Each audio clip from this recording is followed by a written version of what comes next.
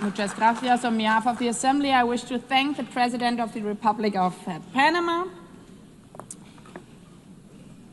As the Assembly will hear an address by His Excellency Peter Pavel, President of the Czech Republic, I request protocol to escort His Excellency and invite him to address the Assembly.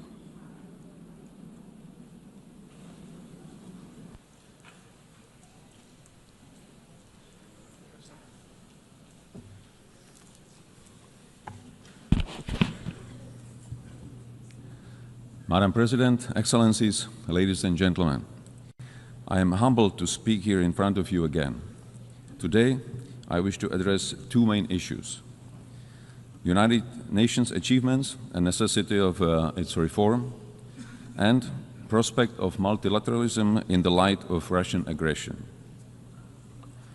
80 years ago, the United Nations was founded with great hope to prevent war and destruction, never to repeat the horrors of World War II.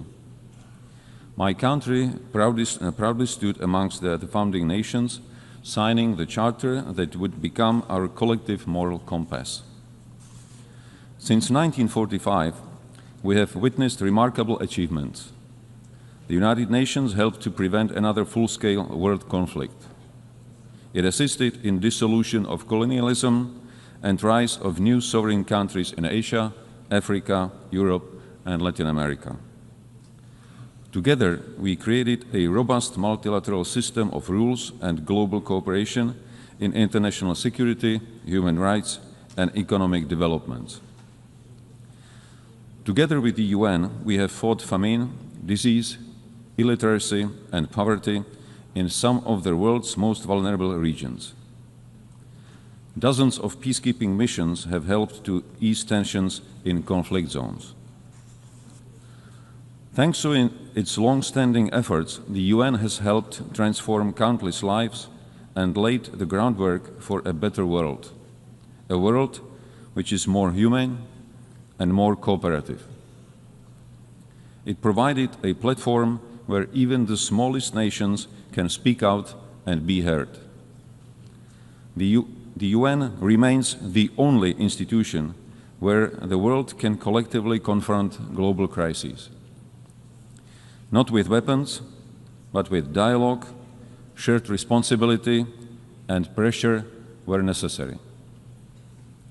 UN's greatest achievement is not perfection, it's persistence.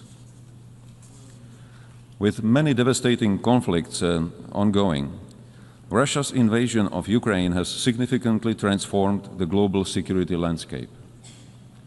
Since the last general debate a year ago, our world has not become more secure. On the contrary. In the game of smoke and mirrors, Russia continues targeting civilians, civilian infrastructure, foreign diplomatic missions, and most recently, even our neighboring country, Poland. Not to forget the acts of hybrid warfare on our own territory. These range from disinformation campaigns and attempts to undermine public trust, to cyber attacks, and even acts of sabotage carried out by mercenaries recruited online. Despite being the largest country on the map, Russia still aims to seize Ukrainian territory and expand its sphere of influence. Backed by China, Iran, North Korea, and other countries that help it circumvent sanctions and provide economic or political support. Russia, a permanent member of UN Security Council, is not only violating the principles of state sovereignty and territorial integrity enshrined in the UN Charter, but also sets a dangerous example and precedent, sending the message that aggression can yield territorial and political gain and remain unpunished. Ladies and gentlemen, our multilateral system was created on the premise that rules apply to all without exception. The consequences of this war go far beyond the news headlines. This war threatens to dismantle our system of governance, based on mutual respect, equal partnership, and rules we all subscribe to. What is happening in Europe today could happen anywhere else tomorrow, under different circumstances, but under the exact same pretext. If Russia wins this unjust war, it will legitimize the triumph of brute force. Turning a blind eye to Ukraine today is a green light to any future aggressor anywhere in the world. Disruptions of the status quo in the Taiwan Strait or elsewhere in the Indo-Pacific would further destabilize global security and trade. Geographical distance offers no protection. Security in one part of the world is directly linked to security everywhere. Tolerating the principle of might makes right will lead to the end of multilateralism and the beginning of life under principles dictated by a powerful few.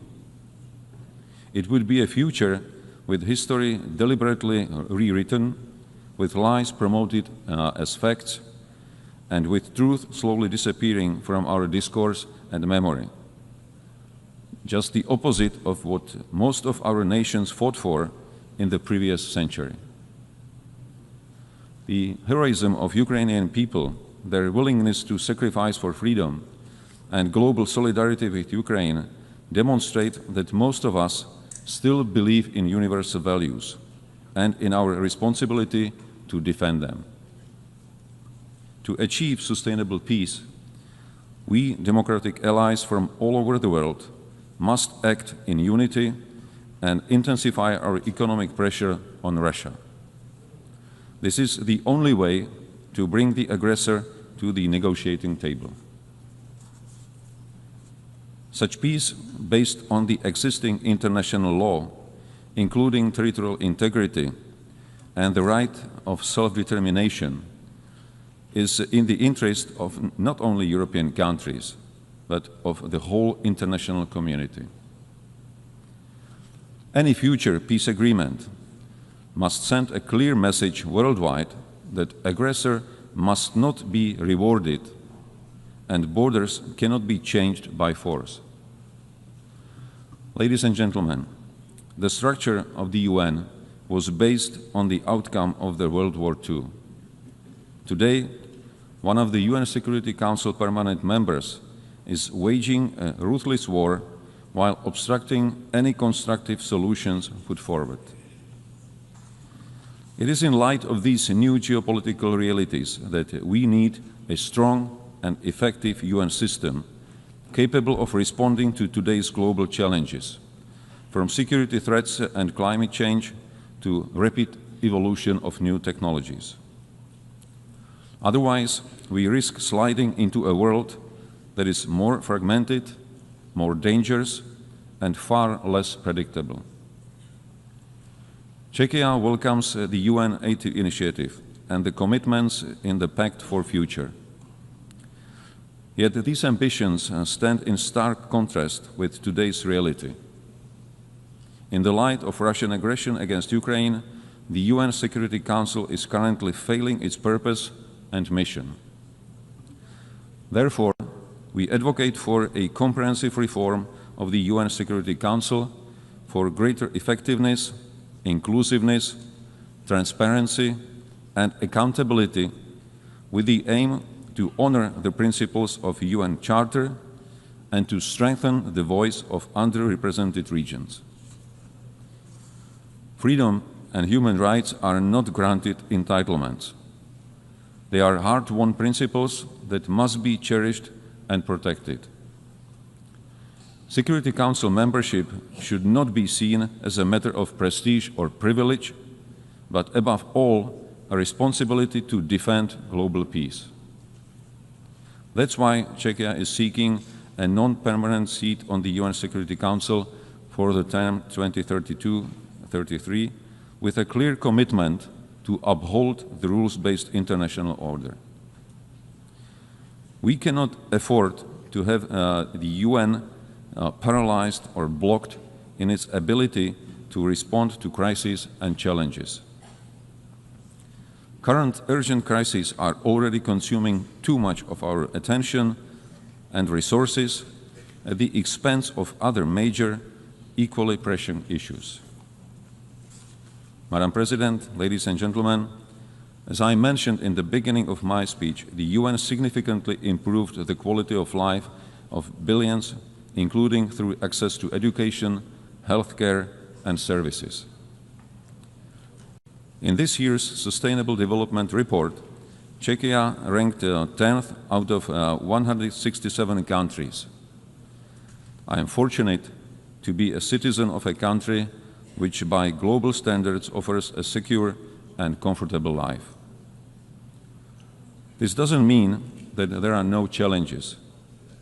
Much work still lies ahead if we are to achieve the Sustainable Development Goals 2030, both at home and globally.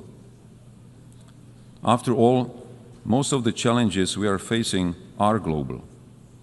No single nation is powerful enough to succeed alone. That is why we need more dialogue. That is why we need greater cooperation and collective action. And ultimately, that is why multilateralism must not only survive, it must thrive. Not only for us, but most importantly, for future generations. Thank you. On behalf of the Assembly, I wish to thank the President of the Czech Republic,